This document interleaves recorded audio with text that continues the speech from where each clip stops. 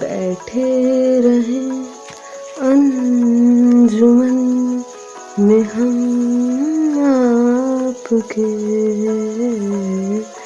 रूबरू आइए मिट जाए फासले अब जो आए सामने बात कहिए शौक से हम भी सुनेंगे हर गजल आपकी गौर से फिर हमारे नसीब में ये बात हो न हो